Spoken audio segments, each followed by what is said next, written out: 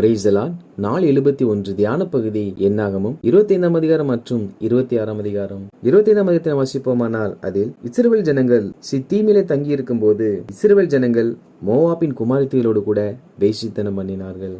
மோவாபியர் தங்கள் தேவர்களுக்கு படைத்த பலிகளை விருந்துணும்படி இஸ்ரவேல் ஜனங்களை அழைத்தார்கள்.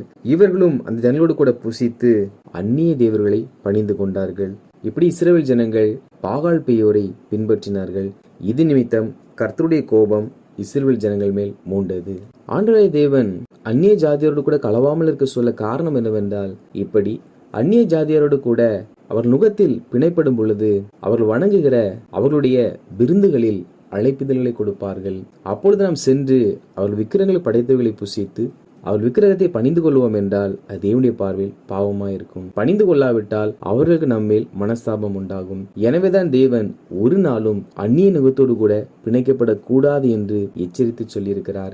இஸ்ரவேல் ஜனங்கள் இப்படி ஒன்றான மேய்தேவனை விட்டு பாகால் பெயோரை பின்பற்றியது நிமித்தமாக கர்த்தர் இந்த ஜனங்கள் மேல் கோபப்பட்டார். அப்பொழுது கர்த்தர் மோசேயை நோக்கி, ஜனங்களின் தலைவர் எல்லாரையும் கூட்டிக் கொண்டு அப்படி பாகால் பெயோரை பின்பற்றி அந்நிய ஜனத்தோடு கூட வேசித்தனம் பண்ணினவர்களை மரத்திலே தூக்கி போடும்படி கட்டளையிடுகிறார்.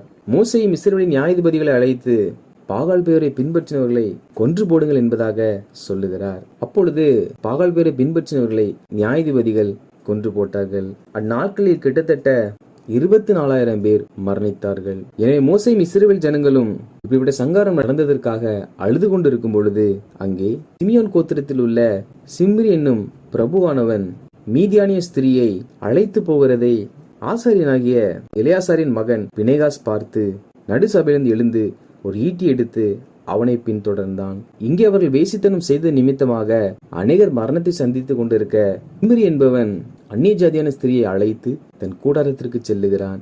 இதை பார்த்து பினேகாஸ் ஈட்டி எடுத்து அவன் பின்னாலே சென்று அந்த ஸ்திரியோடு அவன் விபச்சாரம் செய்யும் பொழுது இருவருடைய வயிற்றிலும் ஈட்டி உருவத்தக்கதாக குத்தி போட்டான். நடந்த காரியம் என்னவென்றால், அப்பொழுது இஸ்ரவேல் புத்திரரில் உண்டான வாதை நின்று போயிற்று. அதாவது பினேகாஸ் பக்தி வைராக்கியம் பாராட்டி விபச்சாரம் செய்த அந்த சிம்ரியை கொலை செய்த பொழுதுதான் வாதை நிறுத்தப்பட்டது. அப்படி என்றால் நம்முடைய வாழ்க்கையில் இருக்கிற சில பிரச்சனைகள், சில போராட்டங்கள், சில தரித்திரங்கள், சில குறைவு மாற வேண்டும் என்றால் நாம் ஜெபித்தால் மாத்திரம் அவைகள் மாறுவதில்லை. நம்முடைய வாழ்க்கையில் காணப்படுகிற பாவங்களை நம்முடைய வாழ்க்கையை விட்டு ஒழிக்கும் போது குறைவுகள், தரித்திரங்கள், போராட்டங்கள் முடிவுக்கு வருகிறது. எனவே தேவ பிள்ளைகளாகிய நாம் தேவனுடைய ஆசீர்வாதங்களை பூரணமாய் பெற்றுக்கொள்ள விட வேண்டியவர்கள் நம்முடைய வாழ்க்கையை விட்டு ஒழித்து விட வேண்டும். சில பிரச்சனைகள் நாம் பாவத்தை விட்டுவிட்டால் மாத்திரம்தான் நம்முடைய வாழ்க்கையில் விடுதலை பெற்று தரும். எனவே விட வேண்டிய காரியங்களை விடுவோம், தேவன் நம்மை விருப்பிப்பார். அப்படி பினேகாஸ் பக்தி வைராக்கியம் பாராட்டியது நிமித்தமாக கர்த்தர் மோசேயை நோக்கி, பினேகாஸ் என் நாமத்தின் மேல் பக்தி வைராக்கியமாய் இருந்தபடியினால் அவனுக்கு என் சமாதானத்தின் உடன்படிக்கை கட்டளையிடுகிறேன். அவனுக்கும் அவனுக்கு பின்பு அவன் சந்ததிக்கும் நித்திய ஆசாரிய பட்டத்திற்குரிய உடன்படிக்கையை உண்டாயிருக்கும் என்பதாக கர்த்தர் சொன்னார். பினேகாஸ் பக்தி வைராக்கியம் பாராட்டியது நிமித்தமாக கர்த்தர் அவரோட ஒரு சமாதான உடன்படிக்கை செய்கிறார். அது அவருக்கு மாத்திரமல்ல, அவருடைய பின் சந்ததிக்கும் நித்திய காலமாக கர்த்தர் இந்த உடன்படிக்கை உறுதிப்படுத்துகிறாராம். அப்படி என்றால் தேவ பிள்ளைகளாகிய நாம் கர்த்தர்கென்று பக்தி வைராக்கியம் பாராட்டும் பொழுது அவர் நம்மை மாத்திரமல்ல நம்முடைய பின் சந்ததியும் கூட அவர் நினைவு கூர்ந்து அவர்களையும் அவர் ஆசீர்வதிக்கிற தேவனாய் இருக்கிறார். எனவே தேவ பிள்ளைகளாகிய நாம் தேவனுக்கென்று பக்தி வைராக்கியம் பாராட்டுகிறவர்களாய் காணப்பட வேண்டும். எப்படி என்றால், பினேகாசை போல பாவத்தை நம்முடைய வாழ்க்கையை விட்டு அப்புறப்படுத்தி, பாவத்தை நம்முடைய குடும்பத்தை விட்டு அப்புறப்படுத்தி, நம்மை சூழ இருக்கிற ஜனங்கள் நடுவிலிருந்து பாவத்தை அப்புறப்படுத்துகிறவர்களாய் காணப்பட வேண்டும். மேலும் கர்த்தர் மோசேயை நோக்கி மீதியானியரை நெருக்கி அவர்களை வெட்டி போடுங்கள் என்பதாக சொன்னார். அதாவது அவர்கள் அழைக்காதிருந்தால் இஸ்ரவேல் ஜனங்கள் விருந்துக்கு போயிருக்க மாட்டார்கள், விக்கிரகத்திற்கு படைக்கப்பட்டதை புசித்திருக்க மாட்டார்கள், விக்கிரகத்தை வணங்கி இருக்க மாட்டார்கள், அவர்களோடு கூட விபச்சாரம் செய்திருக்க மாட்டார்கள். எனவே இவர்களுக்கு காரணமே அமைந்தது மீதியானியருடைய அழைப்பு தான். எனவே அவர்களை வெட்டி போடும்படி கர்த்தர் சொன்னார். நம்முடைய வாழ்க்கையிலும் கூட பாவங்கள், சில பிரச்சனைகள் வரும் என்றால் அதற்கு மூளை காரணி என்று ஒன்று இருக்கும். அது நிமித்தமாக தான் அந்த பாவங்கள் அல்லது அந்த பிரச்சனைகள் நம்முடைய வாழ்க்கையில் தலை தோங்கி நிற்கும். நாம் அதை மாற்ற வேண்டும் என்று விரும்புவோம் என்றால் நாம் அந்த காரணியை கண்டுபிடித்து அந்த காரணியை முதலாவது நாம் வெட்டி போட வேண்டும். ஒரு மரத்தை வெட்டினால் அது மறுபடியும் துளிர்க்க ஆரம்பிக்கும். ஆனால் ஒரு மரத்தினுடைய வேரை வெட்டுவோம் என்றால் அது ஒரு காலம் துளிர்ப்பதில்லை. அப்படி நாம் ஒரு பிரச்சனை வரும் பொழுது அதனுடைய அடிவேரை கண்டுபிடித்து அதை நம்முடைய வாழ்க்கையை விட்டு நாம் வெட்டி எரிகிறவர்களாய் காணப்பட வேண்டும். 26ஆம் அதிகாரத்தை வாசிப்போமானால் அதில் கர்த்தர் மோசேயையும் எலெயாசாரையும் நோக்கி வாதை நின்ற பிற்பாடு இஸ்ரவேல் புத்திரர் எல்லாருடைய தொகையை எண்ணும்படி சொல்லுகிறார். காரணம், தொடர்ச்சியாக ஜனங்கள் பாவம் செய்யும் பொழுதெல்லாம் கர்த்தர் கோபம் கொண்டு அவளை தண்டித்து இது நிமித்தமாக அநேகர் மரணத்தை சந்தித்தார்கள். எனவே கர்த்தருடைய தொகை எவ்வளவு என்பதை கணக்கிடும்படி சொல்லுகிறார். எனவே மோசேயும் ஆசாரியனாக எலெயாசாரும் ஒவ்வொரு கோத்திரத்திலும் எத்தனை பேர் இருக்கார் என்பதை கணக்கிட்டு எழுதியிருப்பதை நம்மால் இதில் வாசிக்க முடியும். ஏன் இவ்வாறு கணக்கிட வேண்டும் என்றால் கர்த்தர் சொல்லுகிறார், இவருடைய பெயர்களின் இலக்கத்திற்கு தக்கதாய் தேசம் இவர்களுக்கு சுதந்திரமாக கொடுக்கப்பட வேண்டும். அநேக பேருக்கு அநேக சுதந்திரமும் கொஞ்சம் பேருக்கு கொஞ்சம் சுதந்திரமும் கொடுப்பாயாக. அவர்களில் எண்ணப்பட்ட இலக்கத்திற்கு தக்கதாக அவரவர்களுக்கு சுதந்திரம் கொடுக்கப்பட வேண்டும். அதாவது இவர்கள் கானான் தேசத்தை சுதந்திரிக்க போகிறார்கள். எனவே தேசத்தை சுதந்திரிக்கும் பொழுது ஒவ்வொரு கோத்திரத்தின் வாரியாக இவர்களுக்கு தேசம் பங்கிட்டு கொடுக்கப்படும். அதிலும் குடும்பமாக இவர்கள் தங்களுக்குள் பங்கிட்டுக் கொள்வார்கள். எனவே ஒரு குடும்பத்தில் எத்தனை நபர்கள் இருக்கிறார்கள் என்பதை அறிந்து கொள்ள வேண்டும். எனவே அவர்களுடைய எண்ணிக்கைக்கு தக்கதாக கொஞ்சம் பேர் இருக்கிறவர்களுக்கு சிறிய நிலமும் அதிக தொகை இருக்கிறவர்களுக்கு பெரிய நிலமும் கொடுக்கப்பட வேண்டும். அப்பொழுதுதான் அவர்கள் அதை பயன்படுத்த முடியும். எனவே கர்த்தர் அவருடைய இலக்கத்தை எண்ணும்படி சொல்லி அவங்களுடைய இலக்கத்திற்கு தக்கதாக அவர்களுக்கு அந்த தேசத்தில் பங்கு கொடுக்க வேண்டும் என்பதாக சொல்லுகிறார். மேலும் கர்த்தர் சீட்டு போட்டு தேசத்தை பங்கிட வேண்டும். உங்கள் பிதாக்களுடைய கோத்திரத்திற்குரிய நாமங்களின்படியே சுதந்திரித்துக் கொள்ள கடவர்கள். அதாவது எண்ணிக்கையின்படி கொடுத்தாலும் நிலம் என்றிருந்தால் அதில் நல்ல நிலங்கள் இருக்கும், சில கற்பாறையான நிலங்கள் இருக்கும், வெவ்வேறு விதமான மண்களை கொண்ட நிலங்கள் இருக்கும். எனவே இவர்களுக்குள்ளாக எந்த ஒரு பிரச்சனையும் வரக்கூடாது என்பதற்காக கர்த்தர் யார் யாருக்கு எந்த நிலம் கொடுக்கப்பட வேண்டும் என்பதை இவர்களாக தீர்மானிக்காமல் ஒவ்வொரு நிலத்தின் பேரிலும் சீட்டு போட வேண்டுமாம்.